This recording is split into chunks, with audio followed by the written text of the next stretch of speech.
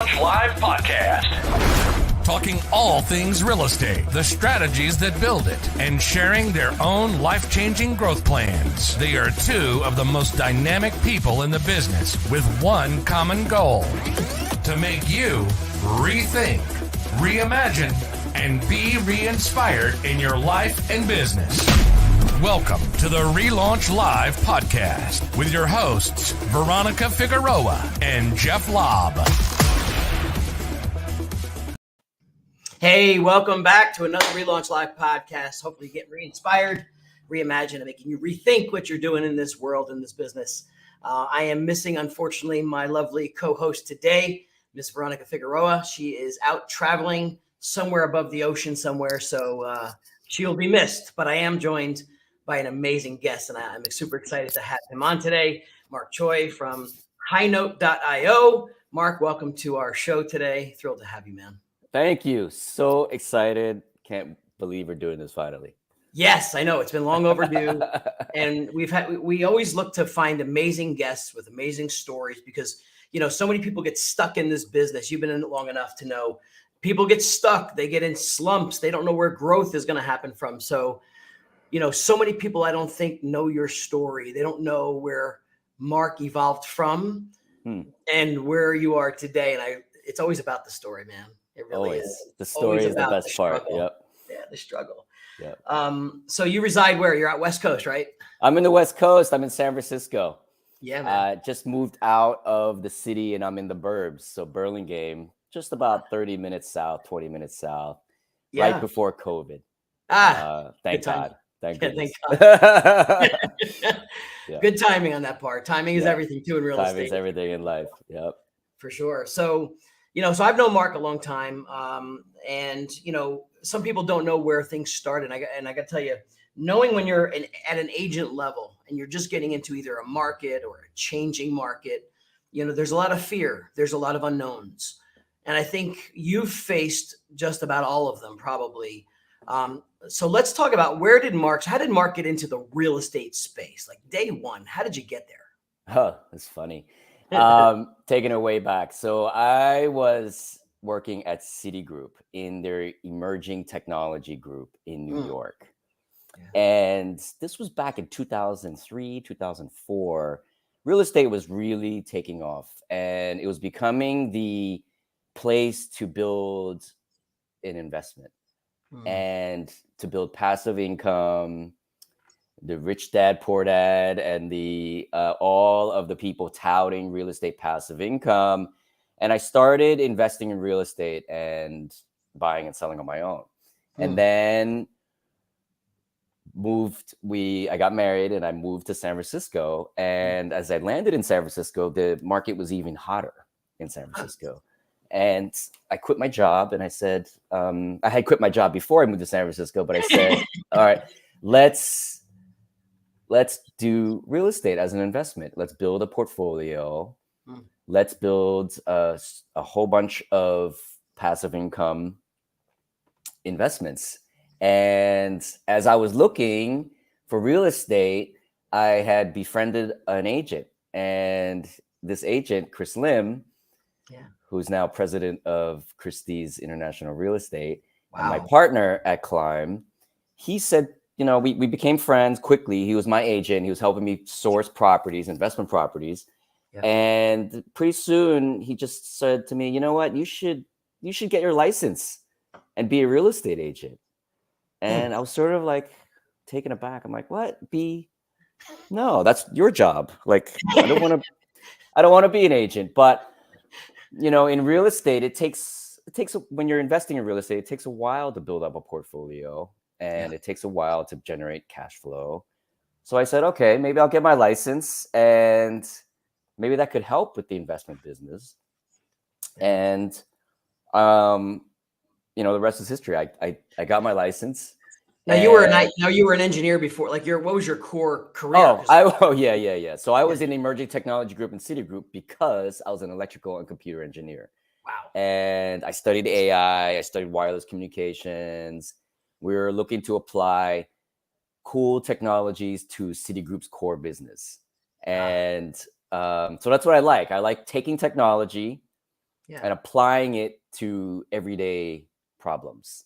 And so that's what I like to do. The bits and bytes are interesting, but not in its own right. It's really the applications. What does technology help you do? What does it enable you do that you could not do before? And so that's what I love, right? I love finding tech and improving our lives or improving our income or whatever it may be. So I approach real estate with a tech mind, and so I got my license, and that's what I started to do. I started using technology to figure out how to that sell market real you're in estate. San Francisco is hyper competitive. Price points are strong there, always been strong. How do you get into, so did you have, did you just start as an agent? Here I am, I'm going to just figure it out on my own. Did you have a mentor? Did you have a coach? Did you say, I'm pretty smart, I'll do it? Yeah, absolutely. All those things. And, yeah, San Francisco is competitive, but I tell you, there's one motto and adage that I really like. And, when you grow up in New York and you grow up in New Jersey, where I'm from, Bergen County, New Jersey, Teaneck, New Jersey, right?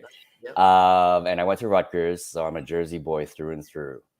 You develop a toughness and a grit that I think that is great to be a part of. Not everyone, but you can, right? And there's a hustle, there's a Jersey boy, there's an underdog mentality, chip on your shoulder, grind it out, right? Like the Rutgers football team, it's keep chopping, right? You don't know this, but I have an underdog tattoo right here on this arm. Oh my God, you got to show us. No, I may have to. I'll figure out how to peel this baby off. But I have an underdog tattoo with the ring, and it's got the L for lob on it because I'm the same way. I play with a chip. You have to, right? And from Jersey, that's where you're from. You're always the underdog. You're next to New York. New York's the city. All the attention goes to the city, and you're Jersey. It's sort of, that's our mentality. And so, you come. So yeah, San Francisco's competitive, but nobody outworks us. And we always used to laugh at some of these San Francisco agents who I greatly respect, of course. Sure. But they on Saturdays they don't work, and they're up in Napa Valley. They're up enjoying hiking, and they're wine country. And that's why I moved to San Francisco, because the quality of life is so high. Yeah. But we were hustlers, so we really outworked.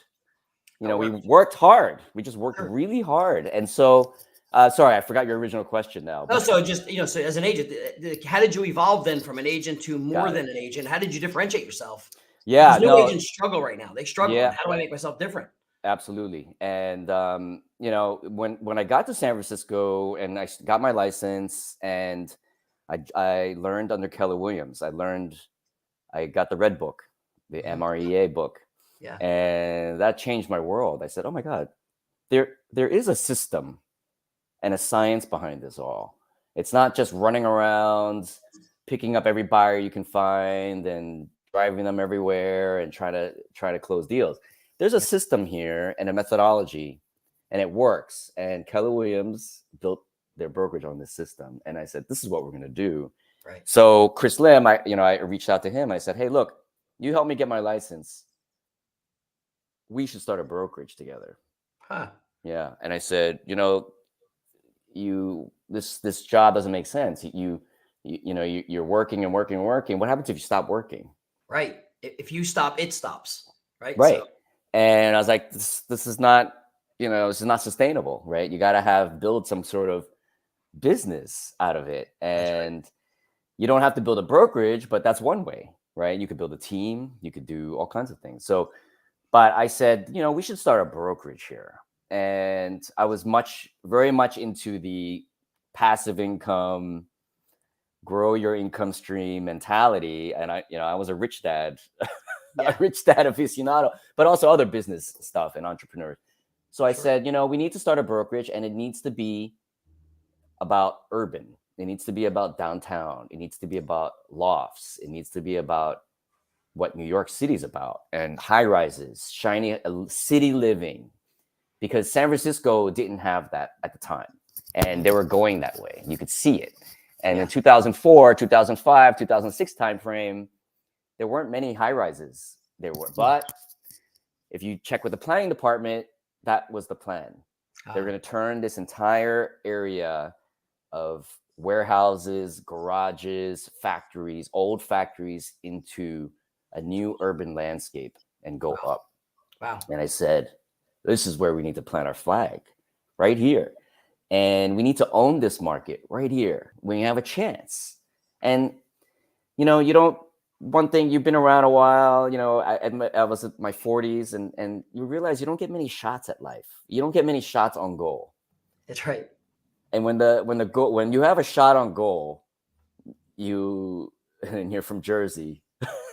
Talking to me. You're talking, my lacrosse coach is coming at me right now. Yeah. And Rutgers has a great lacrosse team now. Yes, they do. Yes. We're But studs. yeah, so when you have an open shot, you have to take it.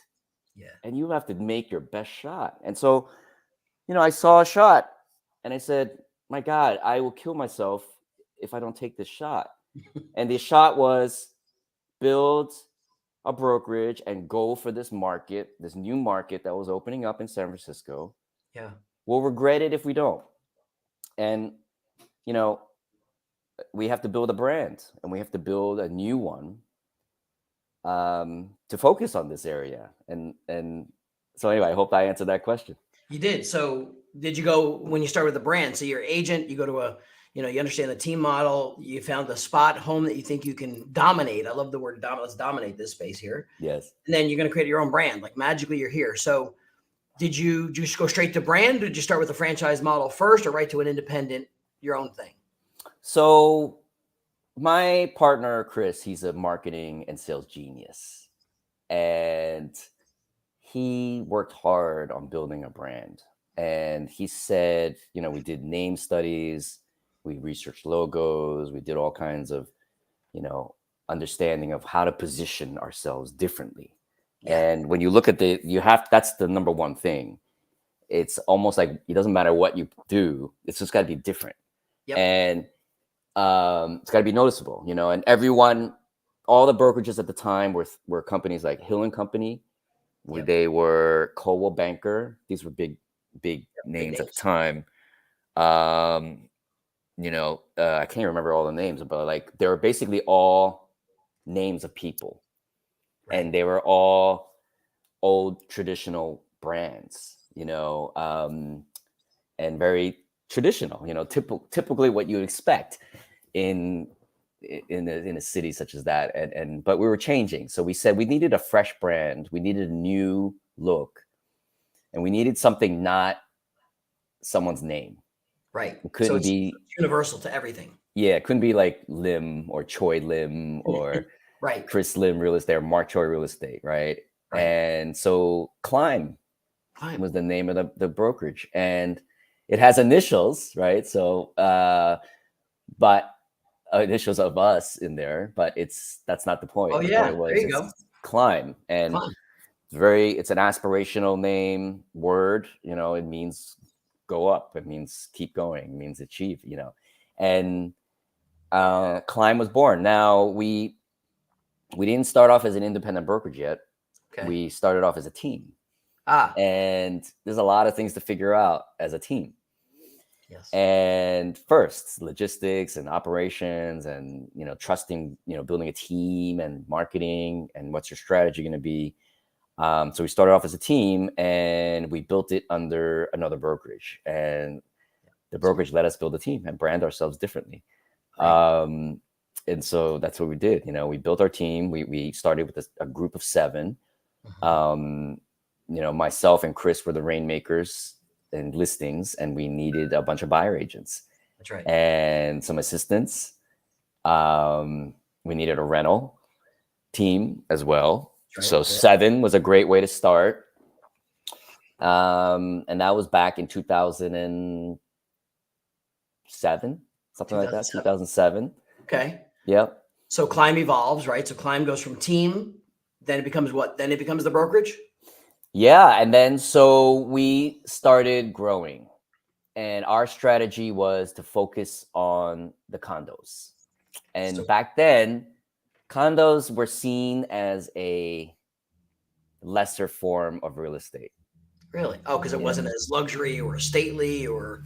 Yeah, it wasn't like the mansions. It wasn't like the Victorians. It wasn't like the Edwardians, by the establishment, right? That's right. Plus, they're a lower price point, right? So like, you're selling a condo for $500,000. How cute, and then, they're selling homes, and I said, okay, that's fine. We'll take this we'll take the stuff you don't want. Yeah, the secondary. Yeah. But we knew they were planning 40,000 homes in this neighborhood. Jesus. And we did the math. I did the math, and I said, this neighborhood, Soma, South of Market, District 9, South Beach, Mission Bay, all this is probably going to be the number one district in sales volume if all these things get built. And at the time it was a fraction of it, but I said, let's just keep focusing in. And then I also said, well, you know what? You can't live in a condo forever. You buy a condo, you buy a 1-bedroom, you find a girlfriend or boyfriend, you get married. You can't live there forever. And it's going to happen quick too, right? You're there for job. You're going to change jobs. So I said, well, the turnover is pretty high and the upgrade potential is high. So you get one transaction, you put the buyer in. That's right. And then they resell quickly. And when I mean quickly, it's anywhere from 2 years to 7 years. Yeah, like quicker than a regular home because absolutely life events happen. And this is so home to me because when we teach a lot of our geographic farming, I talk about what my feeder, I call it a feeder program. I do a whole sports analogy because you have to have a feeder program. Like it's got to feed. And your story right there, exactly how we teach. It's the feeder program. Feeder, it feeds. You get them in, then you get them up and out. And we've even seen some come full circle where, 20 years later, they want to downsize now or divorce happens or something. And they come back down to the condo or townhouse because of the same thing. And that's critical. You need to be the realtor for life. You need to be a real estate agent for life. And I quickly learned that hey, I'm putting all these buyers in. You know what? I need to stay in touch with these buyers, because they're going to be sellers and then et cetera. So, but then not only that, they're buyers again. So they buy on 4th Street and they sell and they go buy a larger unit somewhere in the city or maybe somewhere outside the area. So you get 3 transactions in one. Right. That's the way we looked at it. And I said, just keep pounding away on the buyers here, the new construction buyers. There were tons of new construction. And you could mark, and it was great because 200 units go up, 500 units go up, 600 units go up. You just focus on one building. You can literally sell that one building. So we mobilized the entire group to sell one building. And, there's an event, there's a sales event, get all your buyers in, get the best pricing. Pricing would go up and, market to that one building. And sometimes we'd capture on our best building, we captured 40% of the sales in that building. Wow. Just representing buyers. Yeah. That's huge. And then we grew. We were 7, 10, 20. We grew to 25 agents inside this brokerage. We ended up becoming a quarter of the brokerage volume. Yep. And then it became Climb. The name started growing and we started getting a lot of influence and we started to overshadow. I felt like the owner and the leadership there felt like we were overshadowing them and the brand. We had to break off. So I wouldn't say overshadowing, but there was definitely some rifts going on. And stepping on toes, et cetera. So, we said, hey, this is the time that we split off and become independent. And when we did that, it was during the peak of the Great Recession, 2010. Things just fell off the cliff. Yep. Right. And I said, you know what? When everyone's contracting, they're closing offices, they're cutting down on advertising spend, they're cutting down on everything. This is when we should expand, actually. So I said, and we both kind of agreed, when everyone is retracting and when it looks bad is when you should be doubling down. And, from the analogy was there's a magazine, the magazine, real estate magazine, everyone was buying advertising in there. All of a sudden it cut down to half. Yeah.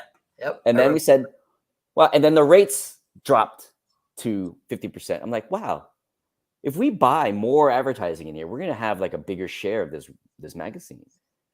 We should do that, you know? And so it was like that. We got an office and we doubled down on all our advertising.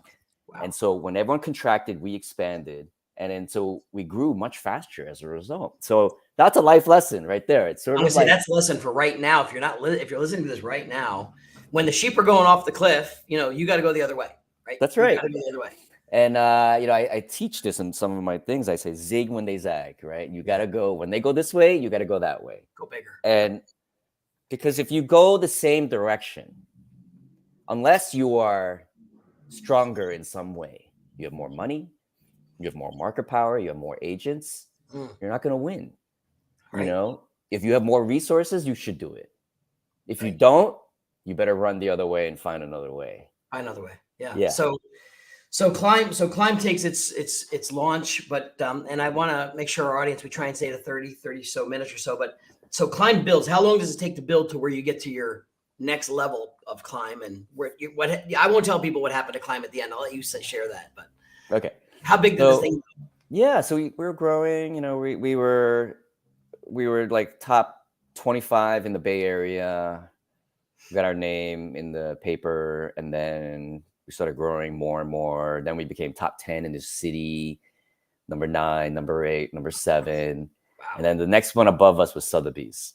Yeah. And there was a group of 6 that were kind of like far and away up. Yeah. And then we were like 7, 8, 9. We were leaders of the second tier, right? But we started getting a national name. Inman and a lot of publications started seeing our marketing. And we had some unique marketing, thanks to my partner. We had an Airstream.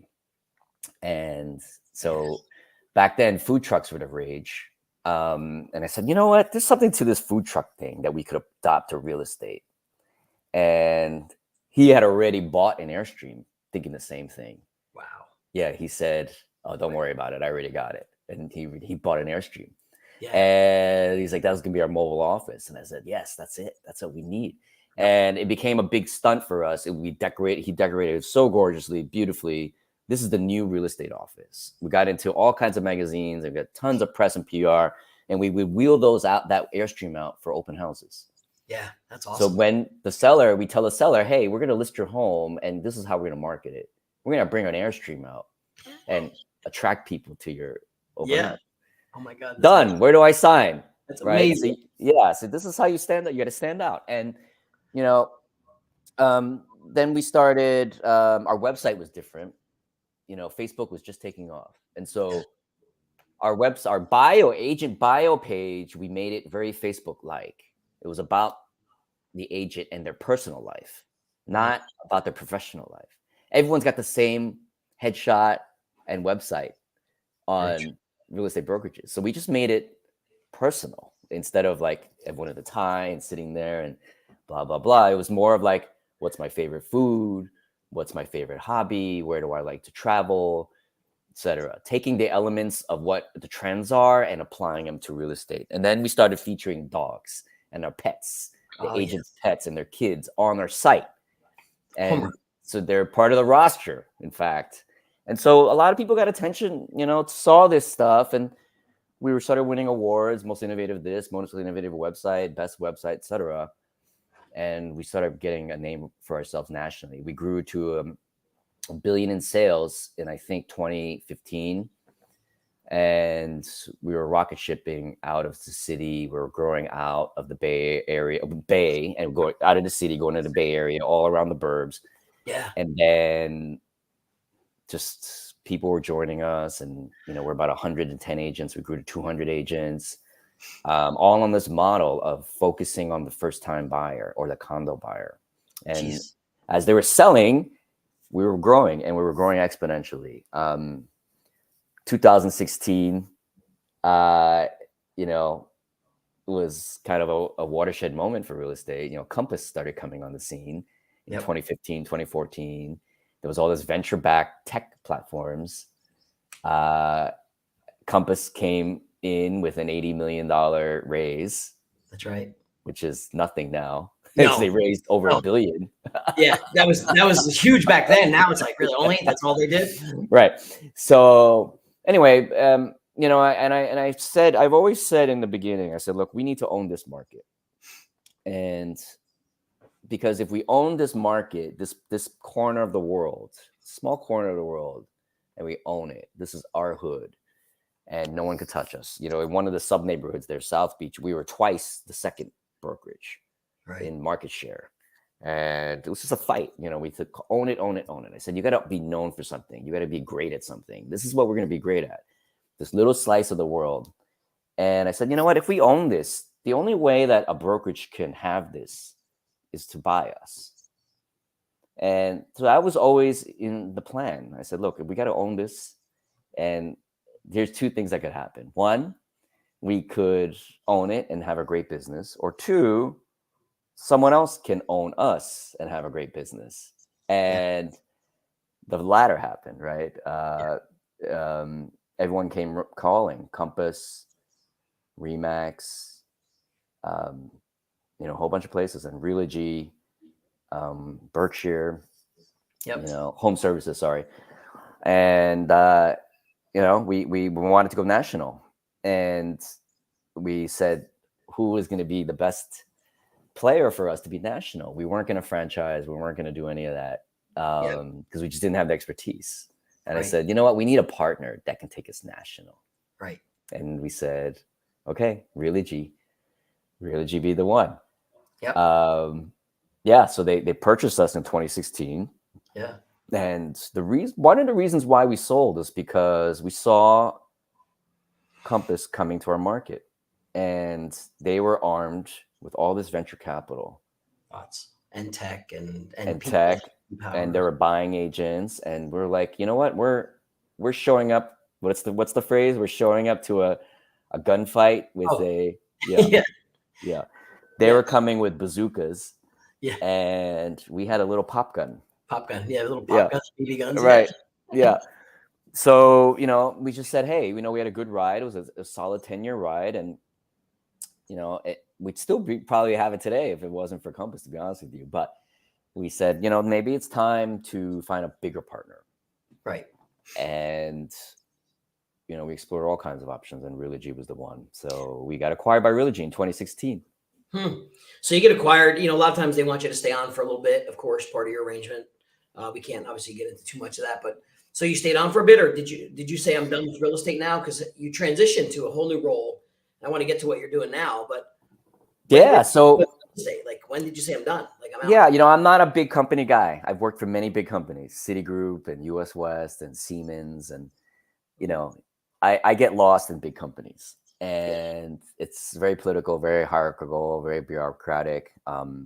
And I just can't play that. I'm an entrepreneur. I like to start things. I like to learn about things and figure it out and implement my own plans. And so I stayed there for 2 years, part of my contract. And then I said, you know what? I'm going to build real estate tech too. And there's a need that I felt that I needed, and all of our agents needed, and our brokerage needed, and that I was going to build. And so I started building it after I left, and it's called HighNote. And the need is, you get a lead. You get a buyer lead and a seller lead. Yep. And you need to respond. And not only do you need to respond, but you need to respond as fast as possible, but as beautifully as possible, as impactfully as possible. Right. And there aren't a lot of tools that allow you to do that today quickly, and allow you to customize what you're going to send. And the agent customize what they're going to send. So what ends up happening is you send an email full of attachments and links. Yeah. And a 50-page PDF. Yeah. Maybe 2 of them. And video and all kinds of things in this. A link to a YouTube, a link to a website. It's all just links and stuff. Yeah. And the long email, and then you try to set up a call, and it's just really poor experience for the reader. And also for the agent. They're scrambling to get stuff together. And then the brokerage can't support each agent properly. because they can't build these custom presentations properly and quickly enough. And we tried as a brokerage. Yeah. And, I said, there's got to be a better way here, And so we kind of looked at how an agent works, and they're on the go and they have stuff everywhere. Yeah. They have stuff, right? And I said, well, but there needs to be something where you could just take everything, drag and drop it into a container or some sort of envelope, pretty gift bag, pretty binder. Right. And wrap it up, package it really nicely, put a bow on it, and deliver it. And when they open it and they see it and they read it, they take things out. Oh, this is nice. This is nice. This is their listing present. This is how they sell. We tell you what they're reading. And we give you powerful analytics as to what is being opened, how long they're spending on it, and giving you analytics on how to win the deal. And not only that, but this thing's got to be easy to use for every single real estate agent, right? Yes. And so, I said, that's a great platform that doesn't exist today, and I'm going to build it.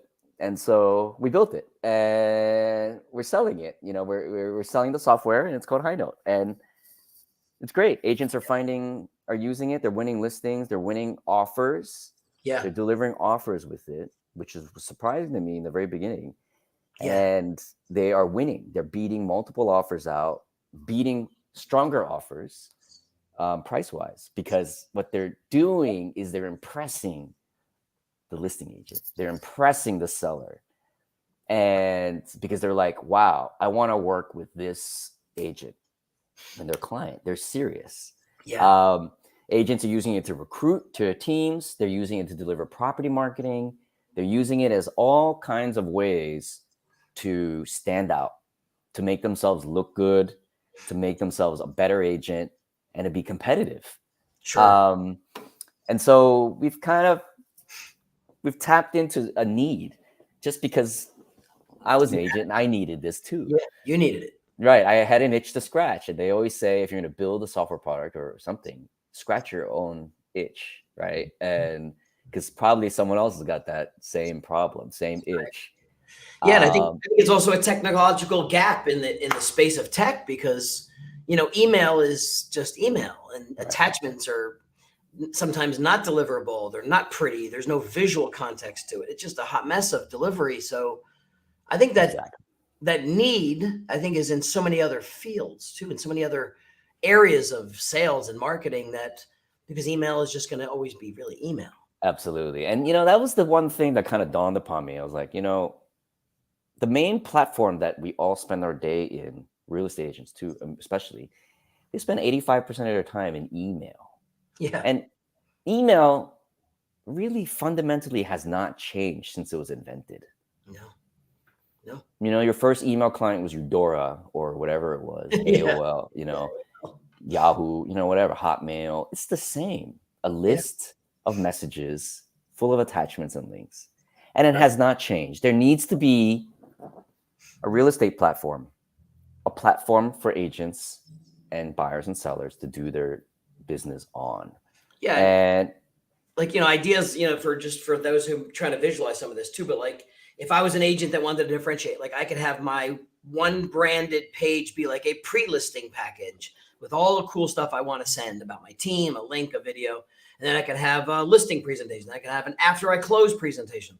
There's so many cool ideas that you create them. Absolutely. And they're sending, hey, you're in contract, right? Here's what to do next. And then here's it's what to do next. Whole list of things that are beautiful and the same and sent each time. Yeah. When you close the property, here's your closing statement. Here's how you change your utilities. Here's how you pay property taxes. Thank you. It was so great to work with you.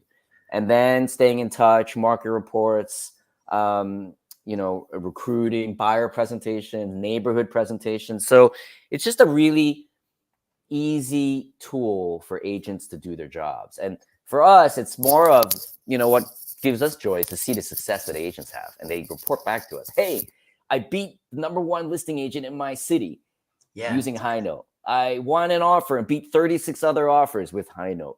It's just so impactful, a game changer. This is like the one phrase that we hear all the time. It's a game changer. Game changer. Yeah. So it was great. I love it. And, we keep iterating on the platform. And, this is really the evolution. The vision is really to be the real estate sales platform for the industry. But you need to figure out, but you have to do it right. You have to go in the right order. And the right order is first help agents win deals. That's right. There's a gap in the industry. There's a gap in the industry. How do you get a lead? You can buy leads anywhere. You get leads all kinds of ways. Sure. But how do you convert that lead? Yeah. How do you convert that lead? And we provide a tool to help you convert the lead. Not only convert, but win. Yeah.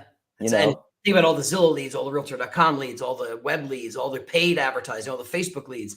Like having something visual to send them that has all this context and all this pretty sales marketing stuff built in is almost unheard of.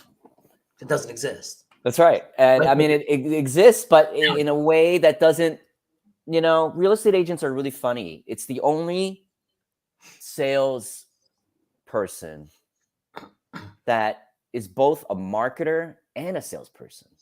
Yeah. Usually in most industries, you're just a salesperson. You don't do the marketing. That's right.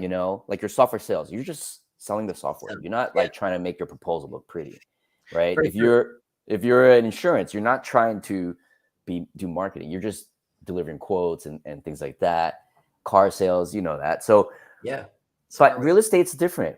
You need to be pretty. You need to be gorgeous. You need to tug your marketing, and your image needs to be emotional. It needs to be connective. It needs to be aspirational. And real estate agents usually can't do both.